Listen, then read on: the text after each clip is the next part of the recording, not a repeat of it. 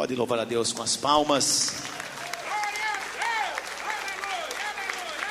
Eu vou pedir para os nossos irmãos abrirem a Bíblia comigo no livro de Apocalipse. Gostaria de lembrar aos irmãos que nós estamos nos aprofundando em assuntos concernentes à igreja.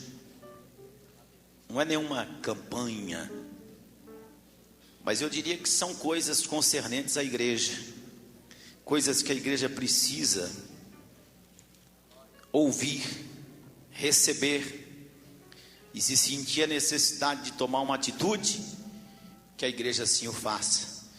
Quando eu digo igreja, meus irmãos, não estou falando de um nome, eu estou falando de pessoas, e as pessoas somos nós. Apocalipse capítulo 3, quinta carta à igreja de Sardes. Louvado seja Deus. Sardes, que numa tradução mais comum para nós significaria remanescente, aquela que sobreviveu. Quinta carta à igreja de Sardes. E ao anjo da igreja que está em Sardes escreve: isto diz o que tem os 7 Espíritos de Deus e as 7 estrelas. Eu sei as tuas obras, que tens nome de que vives e estás morto. Sê vigilante e confirma os restantes que estavam para morrer, porque não achei as tuas obras perfeitas diante de Deus. Lembra-te, pois, do que tens recebido e ouvido, e guarda-o e arrependa-te. E se não vigiares, virei sobre ti como um ladrão, e não saberás a que hora sobre ti virei.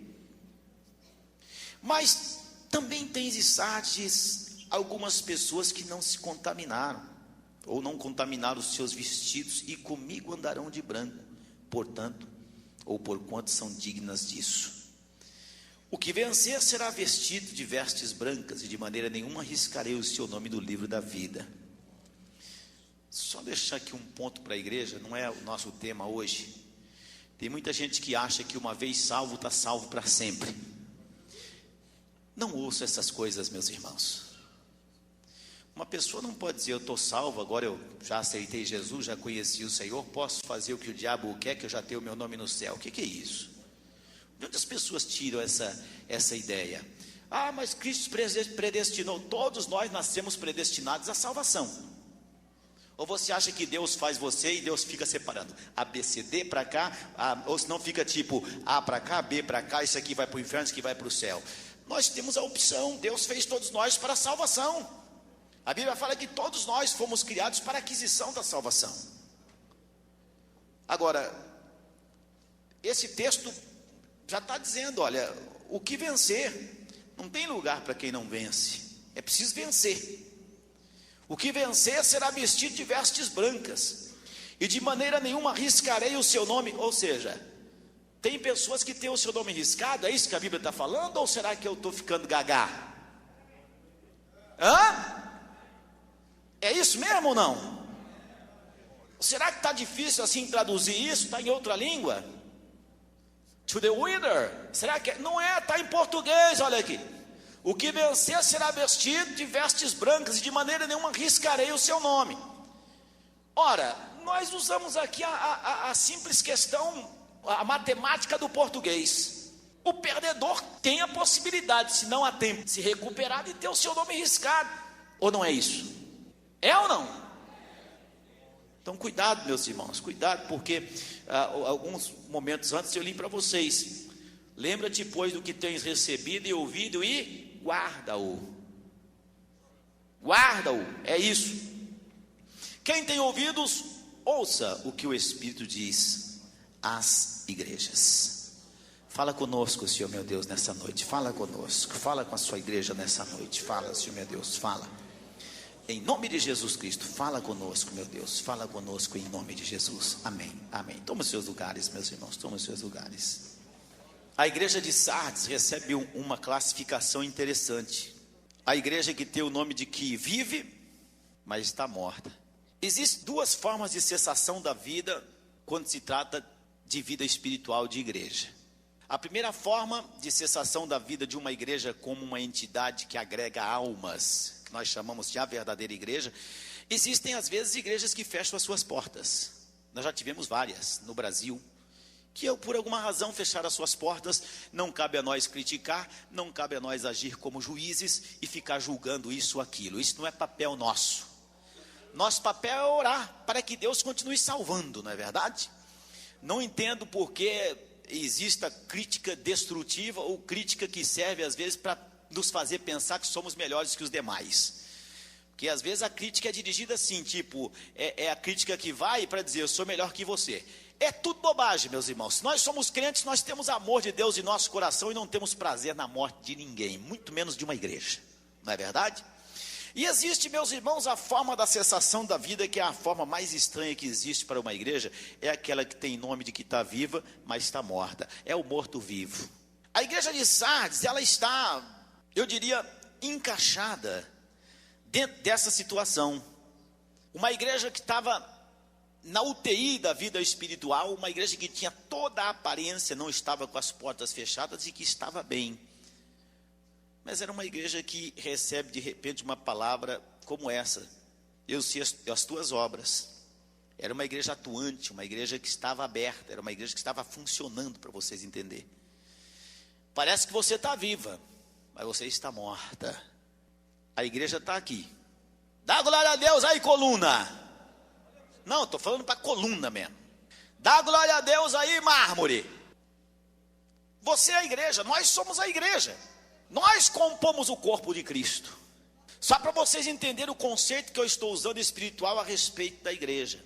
Agora, meus irmãos, nós somos uma igreja que, como um todo, nós podemos ser rotulados pela forma que nós agimos, pela forma que nós congregamos. Dentro do texto, a Bíblia Sagrada fala, no versículo 4, né?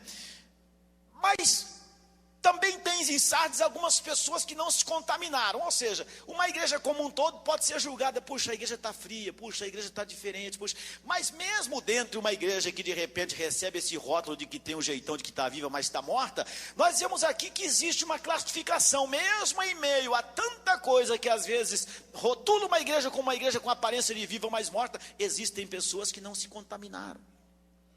Existem pessoas que estão lutando para que o corpo como um todo venha a sobreviver, não é verdade? Existem. Ou seja, a igreja é um corpo. Mas o que é que fala a Bíblia? Os seus membros são particulares, ou seja, apesar de formarmos um corpo, podemos ter pessoas niveladas espiritualmente de diferentes formas. Tanto que você chega numa igreja, tem pessoas que podem passar por um culto, terminar o culto e falar, não, esse culto estava muito frio, muito fraco. No entanto, tem pessoas que estão se esbaldando na presença do Espírito Santo, não é verdade? A gente pode passar por um culto onde a pessoa fala, meu Deus, me arrependi de ter vindo esse culto, o pregador não estava pregando, a pregação era da carne, os louvores estavam todos muito esquisitos, mas de repente tem um irmão que está sentindo um fogo tão grande que você fala, mas não é possível, o que é que está acontecendo? São pessoas que se diferenciam dentro da igreja. São pessoas que entendem que elas se apresentam perante o Senhor e sabem que perante o Senhor elas estão de forma particular, embora como um todo nós formamos o corpo. Mas a verdade, meus irmãos, que eu quero falar para vocês aqui hoje é que, como um todo, existem coisas que podem matar uma igreja. Existem coisas que podem rotular uma igreja como uma igreja que parece que está viva, mas está morta. A igreja morta-viva. E a gente sabe, meus irmãos, que a pior coisa que existe é a gente estar doente e a gente não saber. O Ronaldinho que está ali do lado, ali, ó, músico. Músico não ora, né, meus irmãos? Sempre falo isso. Mas nós estamos ensinando o Ronaldinho a orar. Está ali, ó, de camisa. Levanta a mão, Ronaldinho. Ele falou para mim um dia que ele prefere não ir ao médico para não saber se tem uma doença. Que ele prefere não saber. Eu ri muito, falei, mas é pior. Você sabe que as mulheres vivem mais do que os homens? Não é porque as mulheres têm uma estrutura genética, eu diria assim, diferenciada para dizer, não, a mulher vai viver tanto. Não, é que mulheres normalmente se cuidam melhor do que os homens. Homem tem medo de tudo, quando passa de 50 e tem que ir no doutor dedada, então só Deus para ter misericórdia, não é verdade?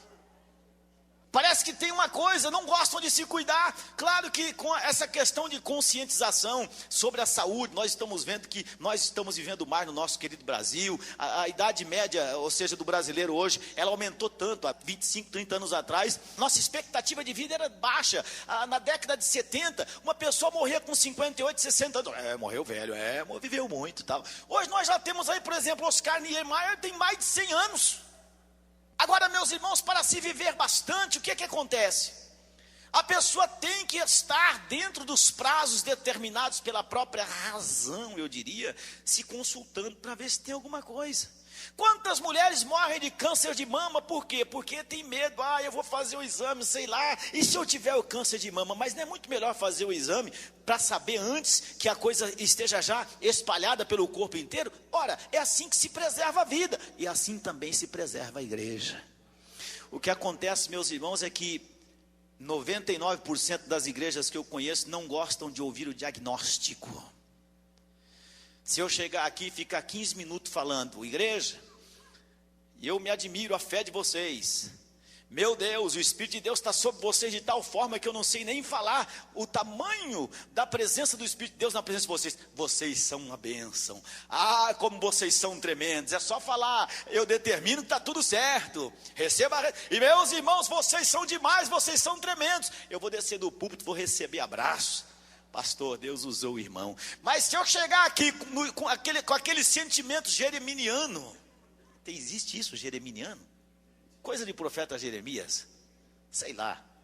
Se eu chegar com esse sentimento que chegou Jeremias confrontando os outros profetas, falar, irmãos, nós temos de nos consertar, nós temos que buscar mais a presença de Deus, eu desço do púlpito, as pessoas passam longe de mim e ainda falam que eu sou bravo. Eu tenho fama de bravo, eu sou o camarada mais manso desse planeta, tenho fama de bravo. Eu não tenho estatura para ser bravo, meus irmãos. Eu não tenho nem tamanho para ser bravo. É que vocês me veem daí de cima, vocês pensam que eu tenho, não é? Mas eu não. A igreja tem que aceitar o seu diagnóstico, porque se a igreja não aceitar o seu diagnóstico, a igreja vai ficar com cara da igreja de Sardes. E Sardes não quer dizer Sardas. Não. Quando a gente fala da igreja de Sardes, embora tenha o seu significado etimológico a palavra, não é isso que nós nos lembramos quando nós falamos de Sardes. Quando nós falamos de Sardes, nós nos lembramos imediatamente da igreja que pensava, que parecia estar viva, mas recebeu o diagnóstico do Senhor. Você tem o jeitão de que está viva, mas você está morta. Como vai você, meu irmão? Como vai você, igreja? Igrejas têm lutas, tem fases, meus irmãos, e existem algumas situações que podem realmente exterminar o ânimo de uma igreja. Por exemplo, perseguição. Se a gente olhar no próprio livro de Apocalipse, a gente pode ver quando Jesus fala com a igreja de Esmirna. Está aqui no capítulo 2 mesmo. A Bíblia Sagrada fala, nós podemos até ler se os irmãos quiserem, não é? Podemos até acompanhar com os irmãos a perseguição que essa igreja sofria. A Bíblia Sagrada fala, conheço a tua tribulação e a tua pobreza, mas tu és rico. E fala, e a blasfêmia dos que se dizem judeus e não são, porém são das sinagogas de Satanás. Não temas o que has de padecer. Eis que o diabo lançará alguns de vós na prisão, para que sejais provados, e tereis uma tribulação de 10 dias. E o Senhor Jesus fala, ser fiel e dar-te a coroa da vida. As igrejas do primeiro século sofreram muitas perseguições. Eu até diria a vocês que as perseguições que nós temos hoje, porque nós vemos, meus irmãos, que muitas pessoas querem por qualquer modo provar no Brasil que nós estamos sofrendo perseguições religiosas. É claro que nós como crentes, ou eu digo qualquer tipo de grupo que seja diferente daquilo que as pessoas encaram como natural ou normal, vai sofrer algum tipo de preconceito, algum tipo de descaso, algum tipo de indiferença. Com a gente não é diferente. Mas falar que no Brasil nós sofremos perseguição religiosa, porque existem leis para cá. Meus irmãos, o Brasil é um paraíso cristão. Eu gostaria que vocês parassem para ler pelo menos um pouquinho da história a respeito dos cristãos do primeiro século. Você sabe o que é uma espada, meus irmãos, ser colocada em posição de fazer aquele brilho e flashes à luz do sol, e uma pessoa falar para você, você é cristão? Se você dizer que é cristão, vai ser cabeça para um lado e corpo para o outro. Isso é perseguição. Você é cristão? Então você vai entrar no Coliseu aí, na arena. Está vendo aquele leão que faz 2 semanas que não come nada, olhando para você, passando a língua no beiço? Você, quem sabe, fala que você é cristão aí, se você é cristão mesmo. Que perseguição, que nada. Aqui no Brasil nós temos os inconvenientes, sim, de ver a plataforma, eu diria, daquilo que haverá de acontecer quando a igreja for embora. Nós vemos essa plataforma ser criada. Mas que perseguição você tem? Nós estamos transmitindo aqui em cadeia de rádio para o Brasil e para o mundo. Que perseguição é essa? Agora, meus irmãos, é claro que uma perseguição, ela pode fazer muita gente se calar. É claro que uma perseguição pode fazer muitas pessoas mudarem de atitude, mudar de crença, e isso pode exterminar uma igreja. A perseguição, como é que aconteceu à igreja de Esmirna, mas a Bíblia Sagrada fala, ó, não temas. Diz mais ainda, olha, você vai ter uma tribulação, estou no versículo 10, capítulo 2 de Apocalipse, mas ser fiel até a morte. Ser fiel até a morte, e eu vou dar a você a coroa da vida. Olha, meus irmãos, eu não quero que vocês se escandalizem com o que eu vou dizer, mas normalmente uma perseguição, quando todos nós conseguimos detectá-la e entender que é uma perseguição real, ao invés de diminuir a igreja hoje, eu sinto que a igreja se une muito mais para buscar a Deus. Eu sinto que a igreja se une muito mais para fazer a obra de Deus, porque a igreja se sente parte de um processo bíblico anunciado profeticamente. Mas a perseguição, de qualquer forma, para muitas pessoas, porque as pessoas são diferentes, pode causar a cessação de uma vida espiritual chamada uma vida viva, e pode levar pessoas a acharem que estão vivas espiritualmente e essas pessoas estão mortas. Mas não é só isso, a perseguição faz parte. Uma coisa que é possível e é capaz de levar muitas igrejas à morte são os falsos ensinamentos. Falsos ensinamentos, meus irmãos, dentro da igreja são terríveis. Os falsos ensinamentos são piores do que o não ensinamento. Eu sinto falta na nossa igreja de ensinamento para as pessoas. Sinto muita falta. É ruim não ter ensinamento. Agora, ter o ensinamento errado, o ensinamento falso, isso é um exterminador de igrejas. Isso extermina por completo a vida espiritual das pessoas e extermina igrejas como um todo. Porque nenhuma igreja, meus irmãos, que vai se alimentando do que é falso, pode resistir de pé. Em Éfeso, no capítulo 2, acompanhe comigo, por favor. Capítulo 2 de Apocalipse. Nós podemos acompanhar desde o início. Escreve a igreja que está em Éfeso. Versículo 2: eu sei as tuas obras, o teu trabalho, a tua paciência, que não suportas os maus e puseste às provas os que dizem ser apóstolos. Acompanhe comigo esse pedacinho. E pusestes à prova os que dizem ser apóstolos. Será que a gente tem colocado? E naquele tempo já a Bíblia fala, dizem ser apóstolos e não são. E a igreja provou e falou, são mentirosos. E sofreste, tens paciência, e trabalhaste pelo meu nome e não te cansaste. Agora tenho, porém, contra ti que deixaste o primeiro amor, ou a primeira caridade. Algumas Bíblias dizem assim. Lembra-te, pois, de onde caíste, arrependa-te, pratica as primeiras obras. Quando não, brevemente a ti virei e tirarei o teu lugar, do seu lugar, o teu castiçal, se não te arrependeres. Tens, porém, isto, que aborreces as obras dos nicolaítas, as quais eu também aborreço. Maus ensinamentos, obras não condizentes com aquilo que era ensinado já naquele tempo. Você não gosta, você não aceita. Mas, meus irmãos, falsos ensinamentos. Veja, essa igreja não suportava os que eram maus. Essa igreja colocava à prova aqueles que pareciam ser apóstolos e não eram apóstolos. E queria abrir os olhos da igreja até a respeito disso. Nós temos que colocar à prova tudo que se é colocado para a nossa apreciação. Não se pode achar que se mudar o rótulo de um tipo de veneno, o veneno vai deixar de ser veneno. Se você pegar uma lata de marrom glacê, ou que seja de marmelada, qual o doce mais gostoso hoje? O mais gostoso que eu acho, pelo menos hoje, que pelo menos, né, do meu lado, é aquele famoso Nutella, um chocolate que é irresistível. Não adianta pegar o rótulozinho da Nutella e colocar estou fazendo propaganda, vou querer depois também royalties. Não adianta pegar o rótulo de uma coisa gostosa e colocar num veneno e você achar que o rótulo é que vai fazer a sua saúde, que vai fazer. Não.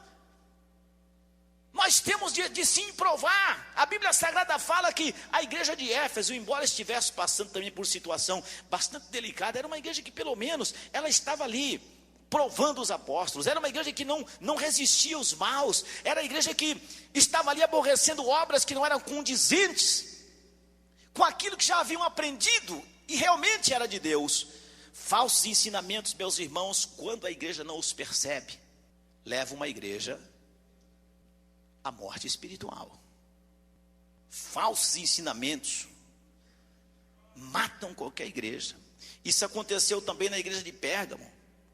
A Bíblia Sagrada fala na terceira carta à igreja de Pérgamo: eu sei as tuas obras, onde você está não é fácil não. A Bíblia chega a dizer que essa igreja estava onde está o trono de Satanás,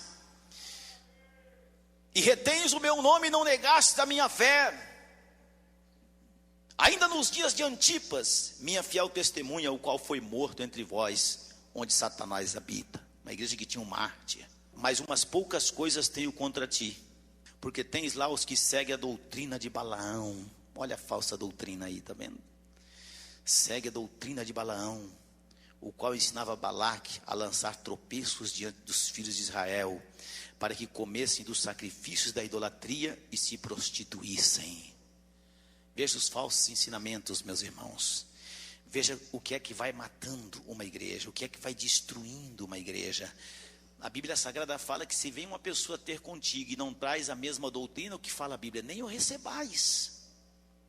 Não é verdade? Não é a Bíblia que fala isso?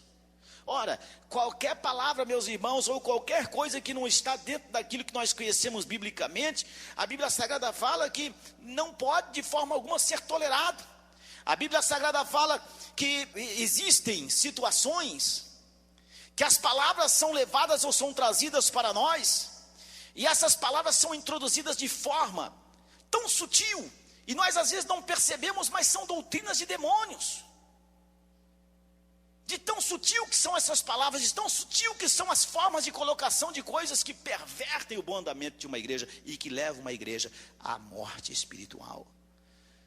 Quantas pessoas, eu gosto muito de pregar, tem dia que eu prego, eu gosto de rir na pregação, tem dia que eu gosto de contar causos, como a gente fala, né?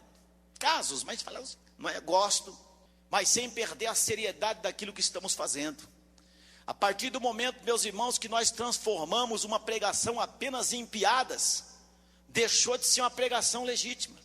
A partir do momento que a igreja ou parte da igreja acha que a igreja a gente tem que vir porque a igreja faz parte do nosso entretenimento diário, deixa de ser também, meus irmãos, o evangelho verdadeiro e deixa de ser a verdadeira doutrina.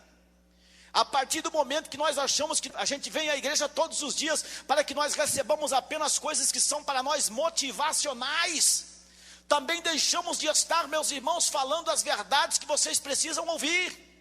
Hoje não existe mais. Quando eu era pequeno existia aquele famoso mertiolate, né? Aquela, na verdade, era uma solução que a gente chamava de timerosol, parece, e aquilo dói.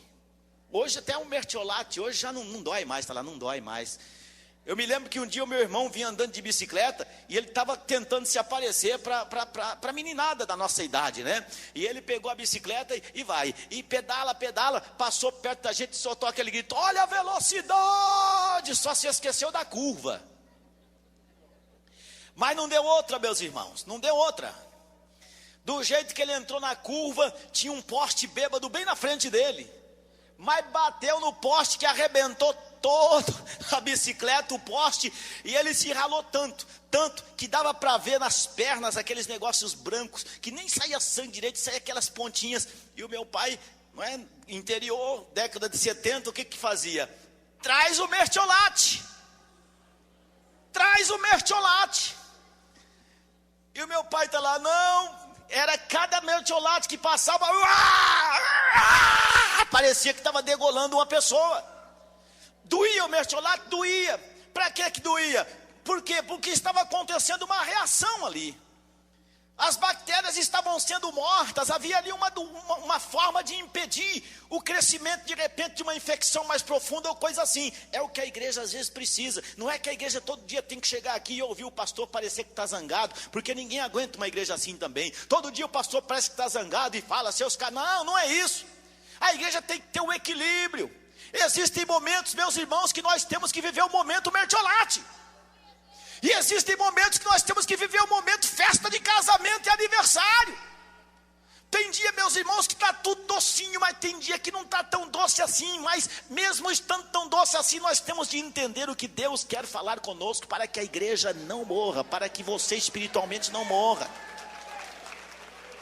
Louvado seja Deus, aleluias. A segunda epístola de João, capítulo 9, fala assim: todo aquele que vai além do ensinamento de Cristo e que não permanece nele, não tem a Deus. Quem permanece nesse ensino, algumas bíblias falam doutrina, esse tem tanto o Pai como o Filho.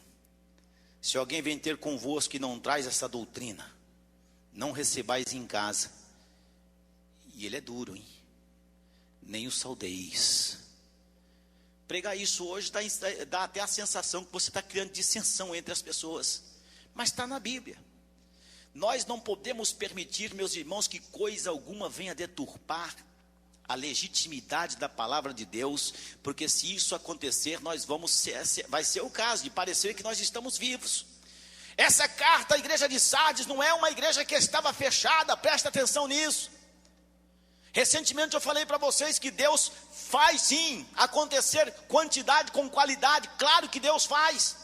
Recentemente falei para vocês que muita gente justifica o fracasso dos seus ministérios dizendo que não, a minha igreja tem 4 membros faz 12 anos, porque Deus quer qualidade não quantidade. Mas que mentira besta é essa?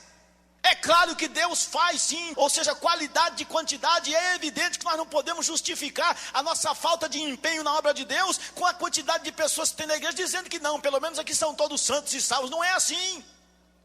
Eu posso afirmar a vocês que as pessoas sentem quando Deus está falando e gostam quando Deus está falando. E posso afirmar a vocês que as pessoas que amam a verdade de Deus gostam de serem às vezes colocadas da forma que nós estamos colocando. Pessoas que precisam dessa palavra para que cresçam e para que se levantem e não morram.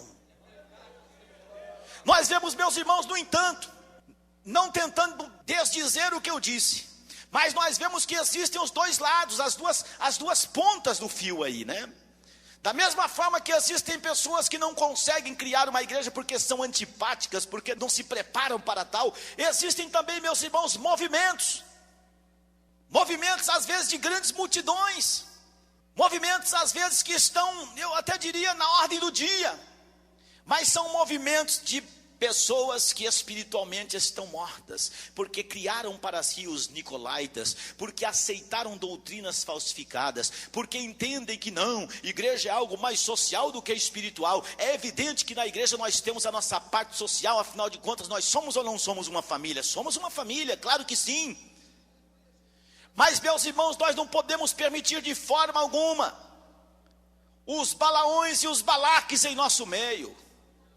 Nós não podemos permitir de forma alguma as coisas que são contrárias ao ensino, à doutrina do nosso Senhor Jesus em nosso meio. Porque se nós permitirmos isso, nós estaremos dando espaço para que a morte caminhe cada vez mais forte na nossa direção. E nós não queremos ser uma igreja morta, pelo contrário, nós queremos ser uma igreja cada vez mais viva, cada vez mais abençoada, cada vez mais cheia do Espírito Santo de Deus. Louvado seja o nome do Senhor, graças a Deus. Muitas pessoas e muitas igrejas, meus irmãos, infelizmente morreram espiritualmente porque aceitaram, eu diria assim, golpes terríveis e fortes das mais terríveis armas malignas que existe. A primeira arma maligna que eu vou colocar aqui e dividi-la em vários pedacinhos é o mundanismo. Ah, mas agora vai pegar, né, meus irmãos? Mundanismo. O que é mundanismo? Eu estou no mundo, logo sou mundano, perfeito. Eu estou no mundo, eu sou mundano, claro. Eu estou em São Paulo, eu sou paulista. O irmão ali falou São Paulino, que isso? Paulista. E se nasci em São Paulo, sou paulistano. Ô irmão, vigia. O mundanismo, meus irmãos, ele passa por todo tipo de coisa que nos afeta espiritualmente. Todo tipo de coisa que a Bíblia Sagrada coloca que não são coisas lícitas para uma pessoa que se diz cidadã do céu, cidadã do reino dos céus. O divórcio é um mundanismo. Eu explico por quê. Quantos aqui se casaram na igreja? Levanta a mão. Os que não se casaram na igreja eu perdoo. Estou brincando com os irmãos. Você vem à igreja, eu me casei com a minha esposa. É evidente. Com quem eu teria me casado se não fosse com a minha esposa, né? Mas é uma força de hábito que a gente tem. A gente tem que vigiar e tem que corrigir, né, meus irmãos? Porque hoje em dia só Deus para ter misericórdia, né? Hoje em dia só Deus para ter misericórdia, vigia. E no dia 26 de janeiro de 1985, tá vendo, querido? Eu me lembro, hein? Tem irmãos que não se lembram nem o dia do casamento. No dia do aniversário de casamento, chega em casa, se esquece, senta no sofá, estica a canela em cima da mesinha, fala, véia, traz o prato aqui. Ela está esperando para vocês comer fora.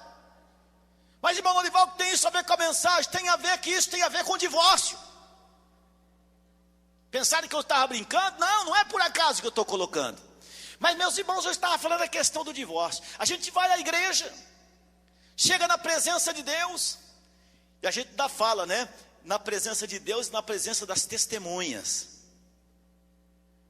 Aí o pastor olha para nós, como o pastor olhou para mim e falou, você promete. Aí ele fala tudo, né? Que daqui a 50 anos a sua esposa não vai ser mais esse chuchu que é hoje, né? E a pessoa fala, não, eu prometo. E fala para a esposa, e o seu marido também não vai ser esse tomatinho que é hoje, vai ser um tremendo de um abacaxi, quem sabe, não é?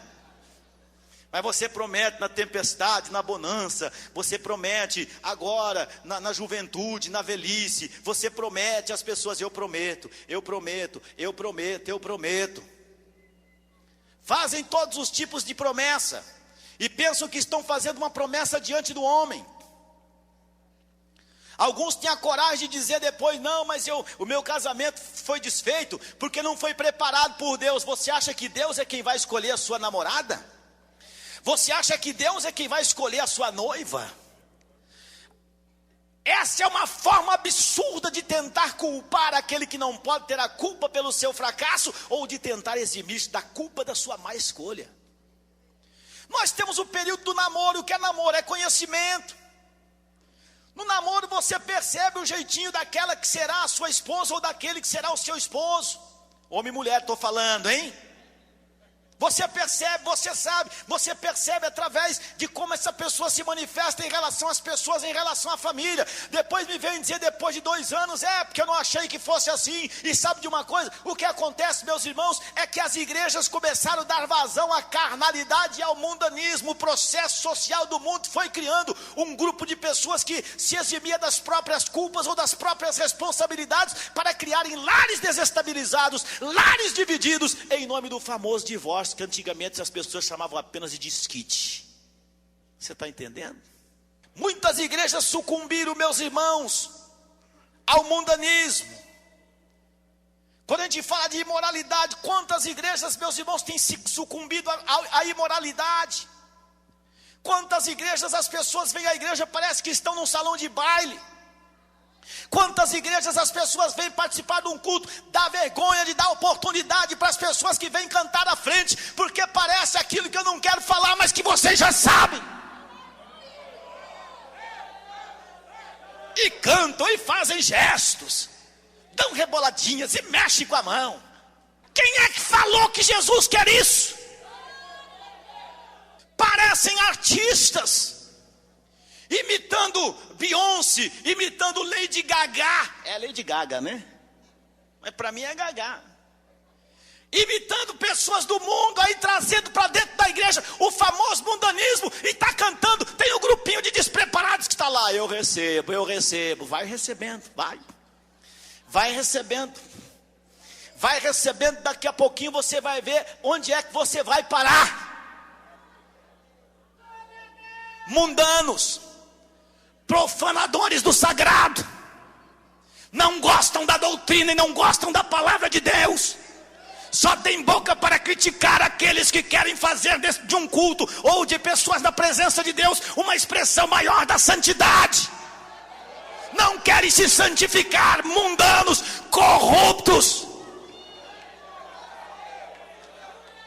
estão defraudando a obra de Deus. E muitas dessas pessoas são crianças, os pais vêm e acham bonitinho. E as igrejas morrendo. Você não tem nada que imitar o mundo. É muita falta de criatividade de alguém que diz ter o Espírito Santo de Deus imitar os mundanos. É muita falta de criatividade. Não se pode achar, meus irmãos, que a gente vem à igreja para achar que uma pessoa vai cantar bem ou a pessoa vai pregar bem, se ela ficar com expressões, às vezes, me perdoem a expressão, eu não sei se falo isso, mas meus irmãos, tem pessoas que causam até mesmo expressões sensuais para cantar um hino que dizem que é um hino de adoração a Deus. Onde é que as pessoas querem chegar com isso? Que é isso, meu Deus do céu? Ah, irmão Lorival, você é quadrado. Não, não sou quadrado não. Ah, irmão Lorival, irmão é fanático. Não, não sou fanático não. Eu simplesmente não quero que a igreja seja envolvida no mundanismo que mata igrejas. Só não quero que a igreja seja envolvida e seja golpeada pelo mundanismo dentro da igreja. Nós não queremos criar igrejas salgadas, não queremos criar igrejas legalistas, é evidente que não. Mas igrejas mundanas morrem. Quantas vezes eu ouço pessoas, irmão Lorival, está todo mundo indo para a igreja X ou Y, porque na igreja Deus é Amor a gente não pode fazer coreografia. Está indo para a igreja X e Y. Então quer dizer que a coreografia é que é a questão. Quer dizer que se um estiver cantando e o outro não estiver lá atrás, então vou mudar de igreja, porque não posso fazer. Meus irmãos, nós queremos uma igreja viva ou uma igreja morta? Nós queremos igrejas que passam por avivamento meramente por função, eu diria, do profissionalismo do homem. Nós não queremos igrejas profissionais. Nós não queremos profissionais do canto, nós não queremos profissionais da coreografia, nós não queremos profissionais da sensualidade tentando levar a igreja a um tipo de espiritualidade que não é a que vem de Deus. Eu não quero chegar aqui na frente, meus irmãos. Recentemente eu fui a uma igreja e estava o irmão lá e foi fazer a primeira parte. O irmão pegou o microfone e já começou. Eu falei, mas que é isso? Eu vou lá. E do mesmo jeito que parecia que o irmão estava cheio do fogo, o irmão olhou para mim. Ai, meu Deus. O irmão já vai pegar, já, irmão, já. Que é isso e ninguém percebe? Será que a igreja está cega que não percebe quando uma pessoa não tem nada de Deus e quer fazer passar como um servo de Deus?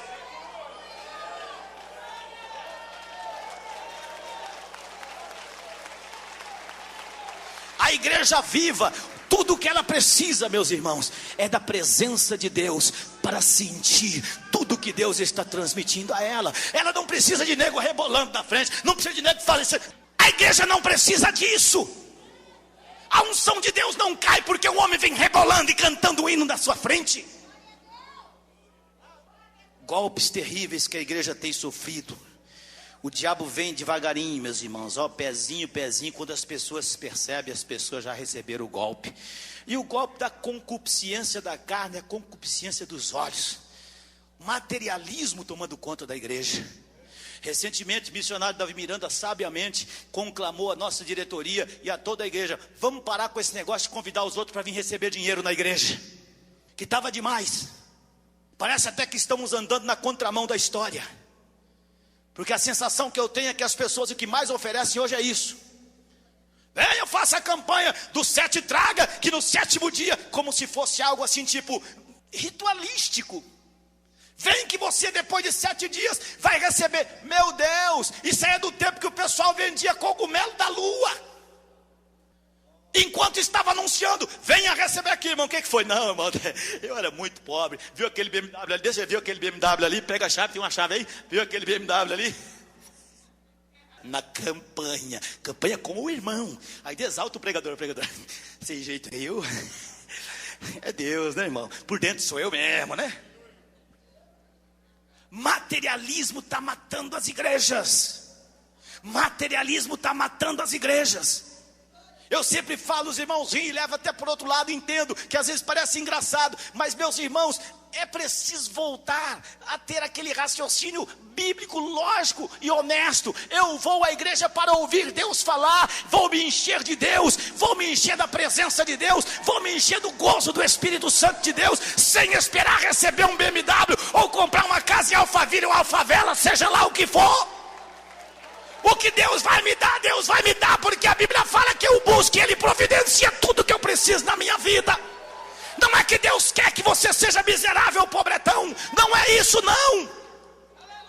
Mas Deus sabe a hora de dar a você aquilo que você precisa. Só pessoas que servem um Deus com uma mentalidade limitada. Quem serve o Deus vivo que eu estou falando dele aqui agora sabe que o nosso Deus não tem limite para o seu raciocínio e entendimento. Você acha que Deus não conhece a sua vida?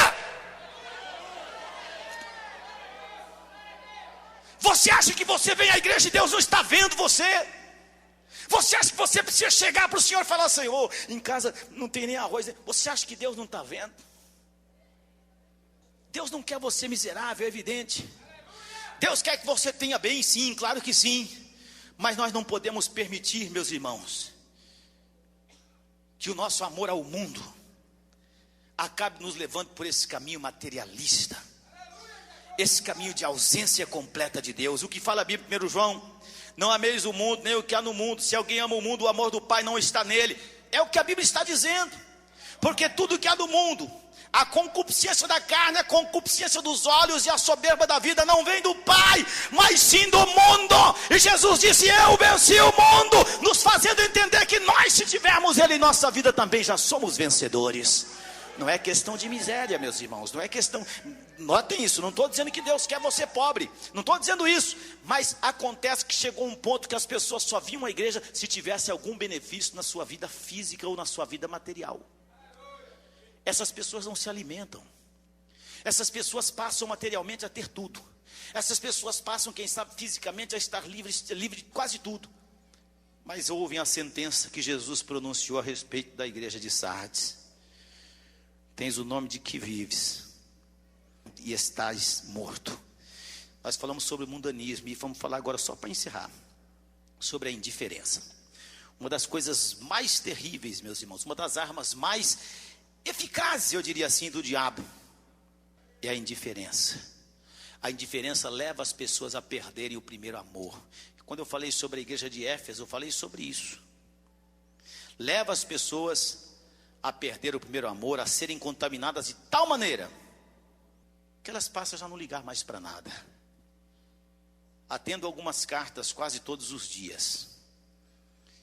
Em grande parte das cartas que eu atendo, às vezes vejo pessoas se expressando assim: pastor, a igreja de tal lugar está assim, assim, vocês têm que fazer alguma coisa. Aí eu pergunto: por que vocês têm que fazer alguma coisa? Muitas cartas eu respondo: porque vocês não podem fazer nada. A indiferença que nos faz enxergar e não ver. A indiferença que nos faz ver e não agir. A indiferença que nos faz ver tanta coisa que pode ser melhorada, temos a capacidade para tal coisa, mas achamos sempre que isso não é da minha conta, isso não é comigo, e é contigo. Indiferença mata, meus irmãos, mata. A indiferença mata qualquer igreja. Se nós formos olhar, eu gostaria de ler com vocês só um pouquinho a respeito da igreja de Laodiceia.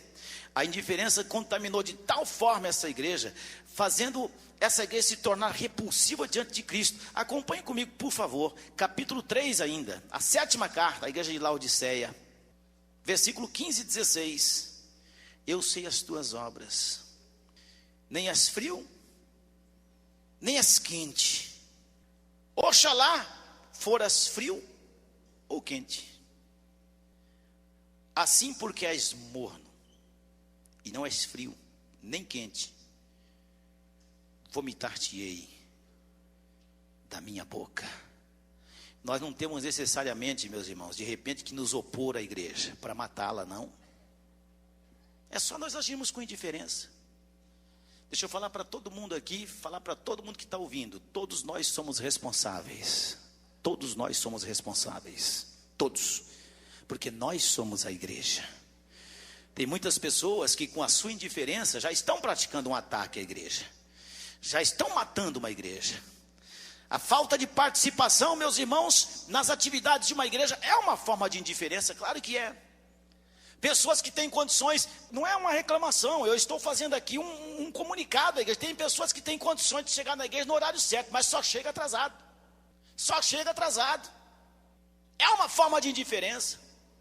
Aqui tem pessoas que sabem tocar um instrumento, mas não participam dos grupos de instrumentos, bandas, ou que seja orquestra, ou que seja, não participam de nada. Tem pessoas aqui que sabem cantar, meus irmãos. Eu não sei cantar, mas eu solto a voz. Tem gente aqui que me ouve cantar e fala, que ridículo.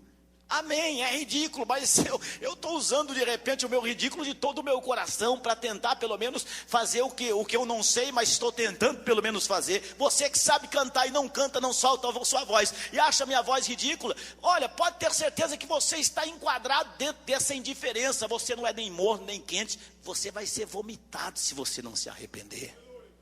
Isso mata a igreja.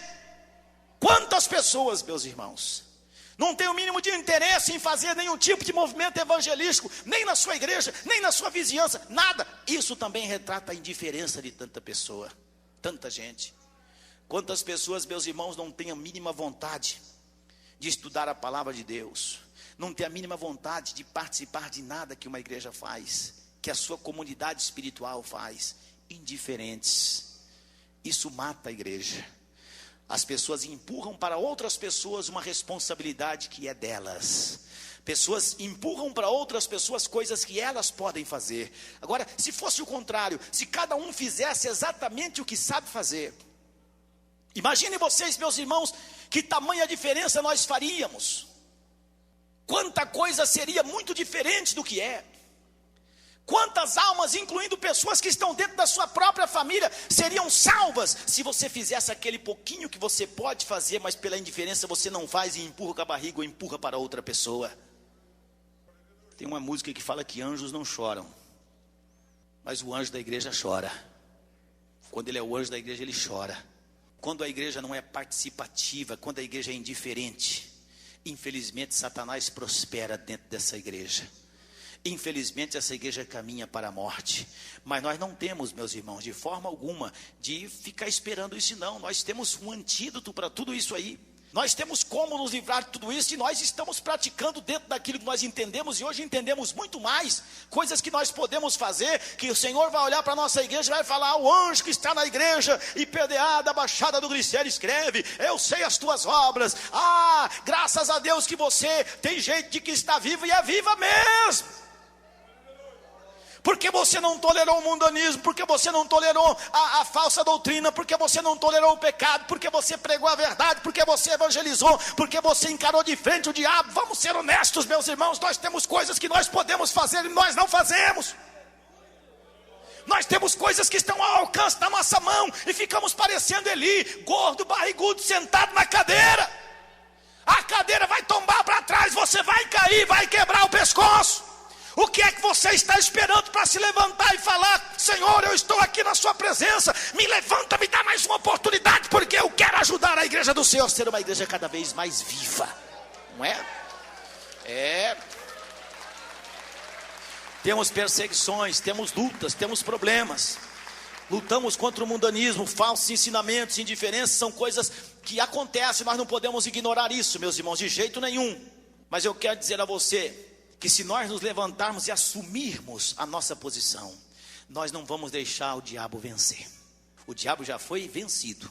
Nós não vamos deixar o diabo vencer uma alma sequer, uma pessoa sequer, uma igreja sequer.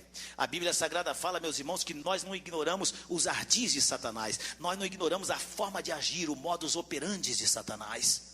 Nós não ignoramos a forma que ele vem, nós já sabemos. Se nós já sabemos, vamos nos levantar, meus irmãos.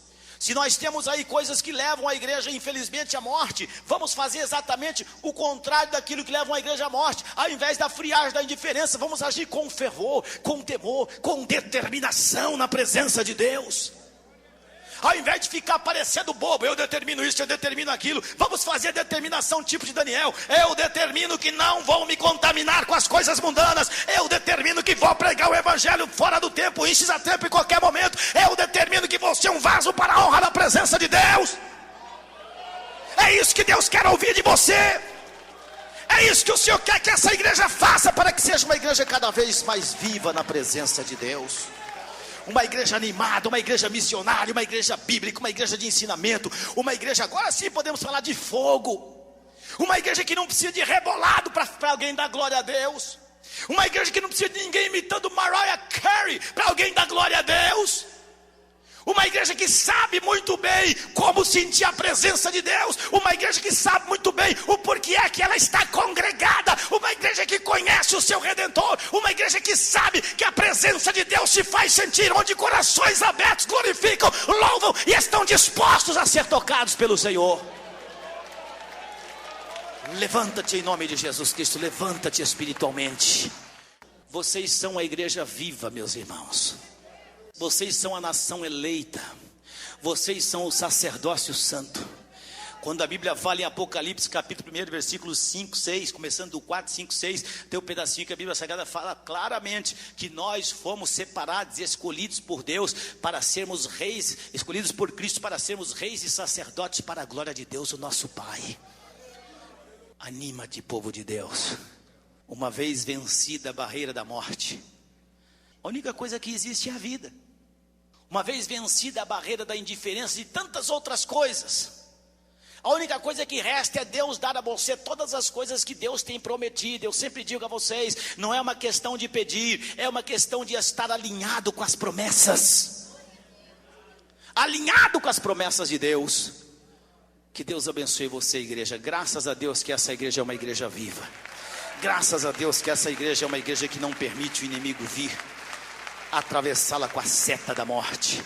Levanta a sua mão, falemos com Deus. Obrigado, Senhor meu Deus, obrigado, Senhor meu Pai. Obrigado pelas vitórias alcançadas até aqui. Obrigado, Senhor meu Deus, pelas bênçãos derramadas até aqui. Obrigado pela vida, meu Deus, a vida. Obrigado, ó Deus, por sermos crentes vivos, espiritualmente vivos. Não estamos dizendo perfeito, Senhor, porque não somos e jamais seremos. Mas estamos dizendo, meus irmãos, pelo menos, meu Deus, pelo menos estaremos tentando cada dia mais ser vivos. Jamais queremos, Senhor meu Pai, receber esse rótulo de parece que está, mas não está. Aviva a tua obra, Senhor meu Deus. Vivifica essa vida que estava tão dispersa. Levanta a sua igreja, levanta a sua igreja, levanta o seu povo, levanta grandemente nas tuas mãos, levanta, Senhor. Abençoa grandemente essa gente, Senhor meu Pai. Abençoa, purifica, dá graça, dá graça. Coloca em cada coração a responsabilidade direta contigo, Senhor. Tudo quanto, Pai amado, é de nossa responsabilidade, faça-nos sentir, meu Deus. Faça-nos entender, que nós não nos façamos de mal entendidos, Senhor, mas que nós venhamos a nos alimentar, como o Senhor falou, o que nós temos recebido e ouvido, que nós possamos guardar e ser essa igreja valente, e ser essa igreja evangelística, e ser essa igreja que as portas do inferno não prevalecem contra ela. Senhor meu Deus, toma nas tuas mãos esse povo, essa igreja, toma, Senhor meu Deus, para abençoar. Toma nas tuas mãos esse povo para guardar. Toma nas tuas mãos essa igreja para levantá-la com poder e autoridade. Uma igreja, Senhor meu Deus, única, exclusiva, lavada, redimida no sangue de Jesus Cristo. Senhor meu Deus, derramai poder, Senhor, poder, entendimento sobre essa vida. Fortaleça essa vida nas tuas mãos, fortaleça essas vidas nas tuas mãos. Senhor, nós entendemos muito bem, ó Pai, que nessa igreja de poder, nessa igreja onde o Senhor está vivo nela e ela também está viva em Ti, Senhor meu Deus, nós sabemos que o Senhor não se detém para operar maravilhas, para fazer coisas grandes que causam admiração e espanto nas pessoas. porque assim fazendo, Senhor, nada mais o Senhor está fazendo do que confirmar a sua palavra. Confirma a sua palavra abençoando essa igreja, confirma a sua palavra curando esse coração ferido, confirma a sua palavra levantando, Senhor meu Deus, essa vida que de repente não está morta ainda, está apenas um pouco cochilando, Senhor, está só dormindo um pouquinho. Desperta essa pessoa, meu Pai, desperta a sua igreja, Senhor meu Deus, desperta, meu Pai, desperta para a glória e honra do teu santo nome. Nós sabemos que portas têm aberto para nós, mas sabemos também que são tantos os adversários, Senhor meu Deus. Toma nas tuas mãos cada vida que se compromete com o Senhor hoje aqui.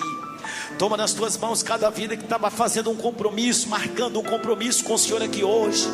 Toma nas tuas mãos, abençoa, meu Deus, na liberdade que nos foi comprada na cruz do Calvário. Abençoa cada uma dessas vidas, abençoa cada uma dessas pessoas, Senhor meu Deus, sem nos deixarmos matar, ser assassinados pelo poder, meu Deus, do mundanismo, pelo poder, ó Pai, do materialismo. Senhor, abençoa essa igreja e dá a essa igreja aquela medida forte, poderosa e abundante, porque isso, meu Deus, está incluído na sua palavra, está incluído na abundância daqueles que servem o Senhor. Toma nas tuas mãos essa igreja, meu Deus. Olha essa vida entristecida, essa vida que já não mais sorri, Senhor, essa vida que é um mar de tristeza. Toma na sua vida, traga alegria, a alegria que vem como fruto do Espírito, como nos relata na sua palavra, Senhor. Traga alegria a essa vida, Senhor, entristecida, essa vida acabada, essa vida, Senhor meu Deus, que precisa tanto dessa alegria do Senhor. Toma nas tuas mãos, abençoa, meu Pai, levanta em nome de Jesus Cristo, levanta em nome de Jesus Cristo, abençoa em nome de Jesus Cristo. Muda essa história, meu Pai. Quanta gente precisa de uma mudança na sua história, quanta gente não tem nada para contar, meu Deus. Quantas pessoas são vazias de testemunho, não tem absolutamente nada que seja relevante em suas vidas. Muda a história dessa vida, muda a história dessa pessoa, mediante a fé desse coração que se aflora, mediante a fé dessa vida. Toma nas tuas mãos, Senhor, toma nas tuas mãos essa vida, toma nas tuas mãos esse coração, toma nas tuas mãos essa vida, meu Deus, em nome de Jesus Cristo, em nome de Jesus Cristo. Amém, Senhor, amém, amém. Podem louvar a Deus com palmas, meus irmãos.